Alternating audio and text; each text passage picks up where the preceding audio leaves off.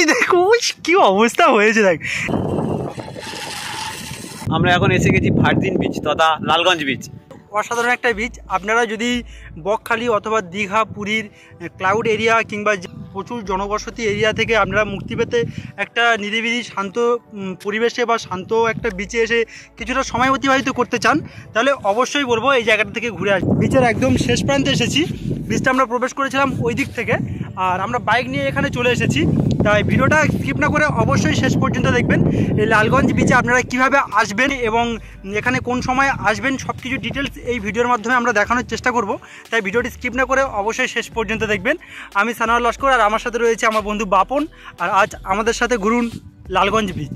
প্রথমেই বলি আপনারা কিভাবে যাবেন। আমরা যাত্রা শুরু করেছি দক্ষিণ চব্বিশ পরগনার জয়নগর থেকে কুলপি রোড বরাবর এগিয়ে গিয়ে 117 নম্বর জাতীয় সড়ক ধরে আমরা এখন সামনের দিকে এগিয়ে যাচ্ছি। এখানে আসার জন্য সবথেকে উত্তম মাধ্যম হলো ট্রেন। আপনারা যারা ট্রেনে আসতে চান শিয়ালদার দক্ষিণ শাখা থেকে নামখানাগামী যে কোনো ট্রেনে উঠে পড়বেন। ট্রেন জার্নির বিভিন্ন অ্যাপে সরাসরি নামখানার ট্রেন আপনারা দেখতে পাবেন না, তাই শিয়ালদা থেকে প্রথমে লক্ষ্মীকান্তপুর, তারপর লক্ষ্মীকান্তপুর থেকে সেম ট্রেন নাম্বার চেঞ্জ হয়ে আসবে নামখানা। শিয়ালদা থেকে নামখানা পর্যন্ত আসার জন্য টিকিট প্রাইস 25 টাকা করে পড়বে পার পার্সন, আর সময় লাগবে প্রায় 3 ঘন্টা মতো। এই হলো নামখানা স্টেশনের বাইরের দৃশ্য। এখান থেকে আপনারা টোটো পেয়ে যাবেন বকখালি, লালগঞ্জ এবং মৌসুমী আইল্যান্ডে যাওয়ার জন্য। আপনারা চাইলে এখান থেকে হেঁটে মেন রোডে গিয়ে ওখান থেকেও টোটো ধরতে পারেন, তাহলে মাথা পিছু 10-20 টাকা করে কমও হতে পারে। এখান থেকে লালগঞ্জ বিচে যাওয়ার জন্য টোটো রিজার্ভ করে নিতে হবে, আর টোটো রিজার্ভ করার জন্য 200 থেকে 300 টাকা নিতে পারে। অথবা এখান থেকে আপনারা প্রথমে 10 মাইল বাজার পর্যন্ত যেতে পারেন এবং 10 মাইল বাজার থেকে আবার অন্য টোটো করে ওখান থেকে লালগঞ্জ বিচ পর্যন্ত যেতে পারেন। আমরা এখন আছি নামখানা ব্রিজ অর্থাৎ হাতানিয়া দোয়ানিয়া ব্রিজের উপরে। আপনারা বকখালি, মৌসুমী আইল্যান্ড এবং লালগঞ্জ যেখানেই যান না কেন এই ব্রিজটা ক্রস করতে হবে।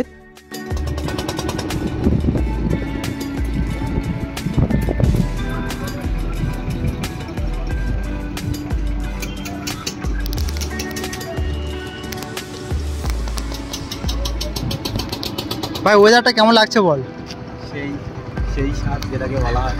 কিন্তু দুঃখের বিষয় একটা বৃষ্টি আসবে ভাব, একদম পুরো মেঘে ঢেকে গিয়েছে চারদিকটা দেখতে পাচ্ছেন।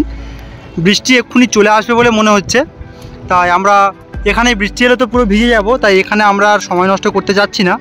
এখানে বসে থাকতে খুব ভালো লাগছে, কিন্তু যেহেতু আমাদের হাতে সময় কম এবং তার উপরে এক্ষুনি বৃষ্টি চলে আসবে মনে হচ্ছে, তাই আমরা এখন এখান থেকে বেরিয়ে যাব। চল। আমরা এখন চলে এসেছি 10 মাইল বাজার, আর এই 10 মাইল বাজার থেকে রাইট সাইডে যদি আপনারা চলে যান তাহলে মৌসুমী আইল্যান্ডে যাওয়ার রাস্তা, আর যদি সামনে একটু এগিয়ে গিয়ে লেফট সাইডে প্রবেশ করেন তাহলে হবে লালগঞ্জ বিচ। আর যদি এখান থেকে আপনারা সোজাসুজি চলে যান মেন রোড বরাবর তাহলে বকখালি সমুদ্র সৈকত। আপনারা যদি টোটো রিজার্ভ করে না আসেন তাহলে টোটো করে প্রথম এখানে 10 মাইল বাজার পর্যন্ত আসতে হবে, তারপর 10 মাইল বাজার থেকে এখান থেকে নতুন অন্য টোটো করে আবার লালগঞ্জ বিচ পর্যন্ত যেতে পারবেন।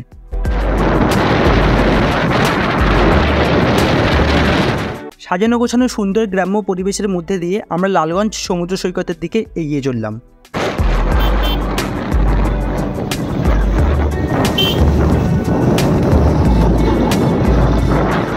লালগঞ্জ সমুদ্র সৈকতের কাছাকাছি কিছু ক্যাম্প বর্তমানে তৈরি হয়েছে। আপনারা যদি ক্যাম্পে থাকতে চান আমি তার কন্ট্যাক্ট নাম্বার ভিডিওর ডেসক্রিপশন বক্সে দিয়ে দেবো, একবার চেক করে নেবেন। খারাপ হয়েছে, একদম নির্জন পাড়াগাঁয়ের ভিতর দিয়ে রাস্তা দেখতে পাচ্ছেন, ইটের রাস্তা। আপনারা যদি বাইক নিয়ে আসেন অনেকটা রিস্ক রয়েছে, কারণ যেহেতু বর্ষাকাল বৃষ্টি হয়ে ইটগুলো অনেকটা স্লিপ হয়ে রয়েছে।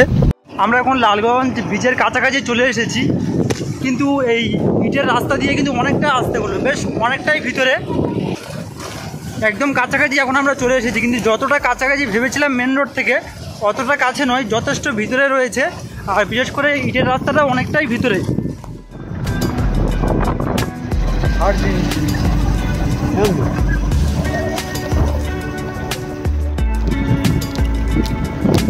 আমরা এখন লালগঞ্জ বিচের এরিয়ার মধ্যে প্রবেশ করেছি, দেখতে পাচ্ছেন লেফট সাইডে এদিকে ম্যানগ্রোভ অরণ্য রয়েছে, আর এদিকের রাস্তা কিন্তু বেশ যথেষ্ট দুর্গম রাস্তা, আর তার উপর আবার বর্ষাকাল। আর এই লালগঞ্জ বিচটাকে এখনো পর্যন্ত বলা হয় এটা একটা ভার্জিন বিচ। এখানে এখনো পর্যন্ত তেমন টুরিস্ট আসে না, তারপরেও আমরা গিয়ে দেখব যে এখানে টুরিস্ট আছে কি না এবং কতটা কি ক্লাউড রয়েছে এখানে, বিচের একদম কাছাকাছি চলে এসেছি, দেখতে পাচ্ছেন। ওয়াও, দারুণ লাগছে না?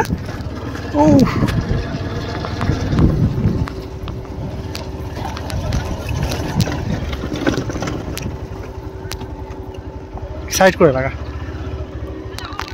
কিছু দে।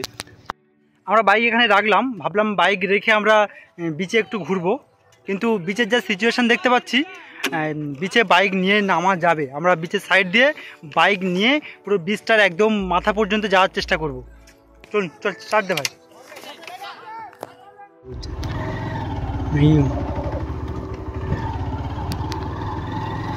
তাই কি?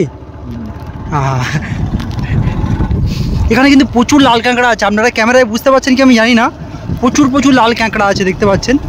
দারুণ দারুণ অসাধারণ একটা বীজ, আমার তো বেশ ভালো লাগছে। ভাই তোর কেমন লাগছে বল? সেই দারুণ লাগছে, দেখতে পাচ্ছেন। এখানে তো বাইক নিয়ে ঘোরার জন্য আরও খুব সুন্দর। আমরা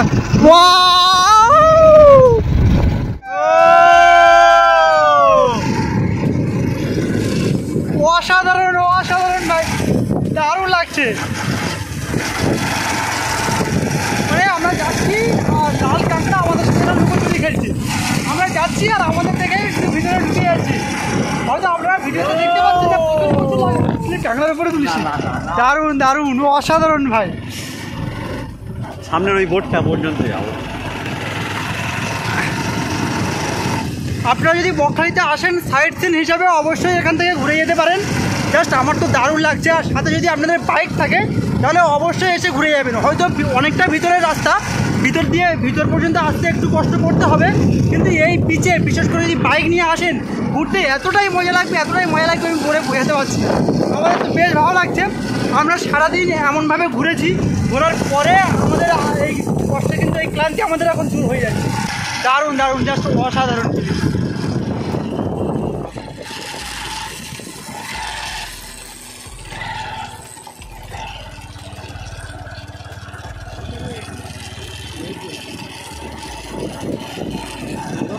আমরা স্পেশালি এদিকে এসেছি, কিন্তু আমরা তো এমনি সেই বিচে বাইক চালানোর একটা ইচ্ছা ছিল, সেটা পূরণ হলো। আর বিশেষ করে এখানে যে বোটগুলো রয়েছে, বোটের উপরে উঠে আমরা একটা ছবি বা ভিডিও যদি কিছু করতে পারি, সেই জন্য এসেছি। আমরা একদম এই বিচটার প্রায় শেষ প্রান্ত পর্যন্ত চলে এসেছি। জাস্ট অসাধারণ অসাধারণ। জাস্ট আমরা বিচের একদম প্রায় শেষ পর্যন্ত চলে এসেছি। বাইক এখানে স্ট্যান্ড করে দিলাম।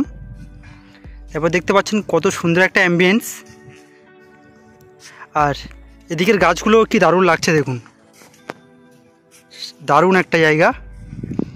এটাকে লালগঞ্জ বীজটাকে ভার্জিন বীজ বলা হয়, আর কেন বলা হয় তা আজ বুঝতে পারছি। খুব সুন্দর। আমরা এখন এসে গেছি ভার্জিন বীজ তথা লালগঞ্জ বীজ। জাস্ট অসাধারণ একটা বীজ। আপনারা যদি বকখালি অথবা দীঘা, পুরীর ক্লাউড এরিয়া কিংবা যে প্রচুর জনবসতি এরিয়া থেকে আপনারা মুক্তি পেতে একটা নিরিবিলি শান্ত পরিবেশে বা শান্ত একটা বিচে এসে কিছুটা সময় অতিবাহিত করতে চান, তাহলে অবশ্যই বলবো এই জায়গাটা থেকে ঘুরে আসবে। আপনার একটু এরকম ঘোরা, এরকম ক্যামেরাটা দেখুক, দেখতে পাচ্ছেন কত সুন্দর একটা এরিয়া, জাস্ট অসাধারণ। তাও আমরা বিচের একদম শেষ প্রান্তে এসেছি। বিচটা আমরা প্রবেশ করেছিলাম ওই দিক থেকে, আর আমরা বাইক নিয়ে এখানে চলে এসেছি। অবস্থা দেখো, একটা ছবি তোলার জন্য প্যান্ট ভিজিয়ে দিচ্ছে। দেখি ভাই তোমার পাছা ভিজেছে কি, দেখি। ভালো করে দেখো, এই দেখো কি অবস্থা হয়েছে, দেখ। জাস্ট একটা ছবি তোলার জন্য এখানে বসে তার প্যান্টটা ভিজিয়ে দিল। এবার তুই যাবি করে ঘর পর্যন্ত? এখন ভাটা পড়ে গেছে, দেখতে পাচ্ছেন। আর বোটগুলো সব এখানে রয়েছে, তাদের সঙ্গে কথা বললাম, জানলাম এখন যখন এখানে জোয়ার চলে আসে তখন জল একদম পুরো উপর পর্যন্ত উঠে যায়। পোটালের সময় যে জোয়ার আসে সেই সময় এগুলো একদম পুরো ডুবে যায়। আর এখন আপাতত ভাটা পড়ে রয়েছে, তাই বোটগুলো সব এখানে রয়েছে। আবার জোয়ার এলে এই বোটগুলো তখন আবার জোয়ারের জলে তখন ভাসতে থাকবে, তখন আবার মাঝখানের দিকে চলে যাবে। লাল কাঁকড়ার ভিডিও করার ইচ্ছা হচ্ছে, কিন্তু আমাদের যাওয়ার আগে কাঁকড়াগুলো ভিতরে ঢুকে যাচ্ছে। তাও দেখুন, আপনারা দেখতে পাচ্ছেন কি আমি জানি না, সম্ভবত দেখতে পাচ্ছেন, কারণ ক্যামেরা তো আমি হালকা হালকা দেখতে পাচ্ছি। কাছে গেলেই তার একবার গর্তের মধ্যে প্রবেশ করে যাবে। অসাধারণ, এখানে প্রচুর লাল কাঁকড়া আছে।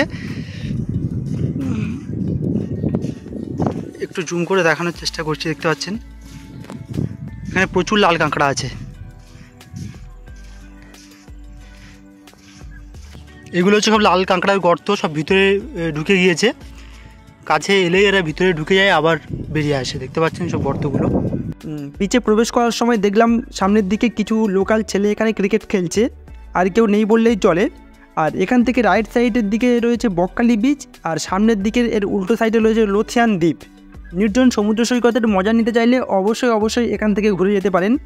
এখানে কাছাকাছি ক্যাম্পে থাকার জন্য আমি তার কন্ট্যাক্ট নাম্বার ভিডিওর ডিসক্রিপশান বক্সে দিয়ে দেবো। 1000 থেকে 1500 টাকার মধ্যে সারাদিন খাওয়া দাওয়া থাকা সব হয়ে যাবে। সবথেকে বড় ব্যাপার, আপনারা এখানে এলে কিন্তু ক্যাম্পের তরফ থেকে ওখানে আপনারা এক্সট্রা কিছু পে করে এখানে ম্যানগ্রোভ অরণ্যের মধ্যে আপনারা বোটিং করতে পারবেন। বিকাল গড়িয়ে সন্ধ্যা হয়ে আসছে আর আমরা এখন লালগঞ্জ বিচ থেকে বেরিয়ে যাচ্ছি। তা ভিডিওটি কেমন লাগলো অবশ্যই কমেন্ট করে জানাবেন। আমার তো খুব ভালো লেগেছে, জাস্ট অসাধারণ একটা বিচ। নিরিবিলিতে যদি কিছুটা সময় কাটাতে চান বন্ধু বা প্রিয় মানুষের সঙ্গে, অবশ্যই এখানে আসতে পারেন। তবে নিউ বকখালির মতো এই জায়গাটিও অনেকটা নির্জন জায়গা। সমুদ্রের প্রচণ্ড হাওয়া হচ্ছে, হয়তো সাউন্ড ঠিকঠাক শোনা যাচ্ছে না। আমরা ভিডিওটি এখানেই শেষ করছি। ভিডিওটি কেমন লাগলো অবশ্যই কমেন্ট করে জানাবেন। আর আমাদের এই বকখালির আশেপাশে যে সাইড সিনগুলো রয়েছে সবগুলো আমরা কভার করে ফেলেছি। সব আলাদা আলাদা ব্লগ বানানো রয়েছে। হেনরি আইল্যান্ড থেকে শুরু করে বকখালি, ফ্রেজারগঞ্জ, মৌসুমী আইল্যান্ড, নিউ বকখালি এবং লালগঞ্জ বিচ, সব এভরিথিং আমাদের ভিডিও করা রয়েছে।